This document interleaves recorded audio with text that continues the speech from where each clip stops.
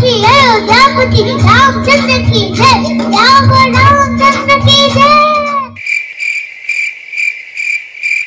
చిన్న పిల్లే 5 years ఉంటది నీ ఏజ్. చూడు ఎంత చక్కగా మైక్ పట్టుకొని పాటలు పాడుతుందో. నువ్వు ఉన్నావు ఇంట్లో ఇప్పుడు అల్లరి అల్లరి చేయడం తప్ప ఇంకేమైనా వచ్చా నీకు? ఎంత టాలెంటెడ్ గా ఉందో చూడు పాప. పిల్లలంటే అలా ఉండాలి ముచ్చటగా. కొంచెం చూసి నేర్చుకో.